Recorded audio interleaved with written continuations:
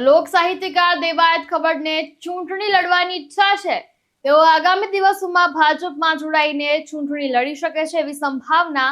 તેમના જ મામા રામકુભાઈ કરપડાએ વ્યક્ત કરી છે। રામકુભાઈએ દેવાયત ખબાડ અને વિવાદ અંગે વાત કરતા કહ્યું કે દેવાયતની ગામમાં ક્યારેય કોઈ જોડે માથાકૂટ થઈ નથી, પરંતુ સોશિયલ મીડિયામાં બહેન દીકરી માટે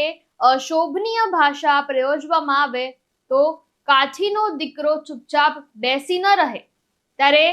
સનાથલવાડી બવાલમાં પહેલો વાંક પોતાના ભાણેજનો હોવાનો પણ રામકુભાઈએ સ્વીકાર કર્યો છે। દેવાયત ખબરને જે રાજકીય કારકિર્દી ઘડવા માટે થઈ છેલ્લા 2 વર્ષથી આ બાબતને કરી રહ્યા છે અને 2 વર્ષથી રાજકીય ઓલામાં એનો જે ગોલ છે એ ગોલ એનો એમ છે કે ભાઈ મારે રાજકીય ક્ષેત્રે આગળ વધવું, એટલે રાજકીય ક્ષેત્રે આગળ વધવા માટે થઈ અને એ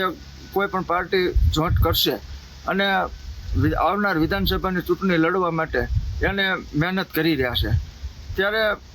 જે બીજો સવાલમાં એમ છે કે કયા પક્ષમાંથી લડે, તો મારી બાબતે મારે જાણ મુજબ, કારણ કે નક્કી જે રાજકીય કયા પક્ષમાં જોડાવું ન જોડાવું એની બાબત છે, પણ જ્યાં સુધી ભાજપના જે આગેવાનો સાથે એમના અગ્રણીઓ સાથે જે બેઠૂટ છે એ બેઠૂટના કારણે ભાજપ જોઈન્ટ કરે એવું હું માની રહ્યો છું અને ભાજપ જોઈન્ટ કરે અને ભાજપની ટિકિટ ઉપર થઈને આવનાર વિધાનસભાની ચૂંટણી લડશે એવું પણ જે એમના મિત્ર વર્તુળો છે, જે એમના સોશિયલ મીડિયામાં અને મોટો ફોલોઅર્સ ધરાવે છે, ત્યારે એ બધા જે લોકોની માંગ છે અને એ માંગને સંતોષ આપવા માટે થઈને જ રાજકીયમાં આવે છે અને એનો પોતાનો રાજકીય ગોલ હતો જ।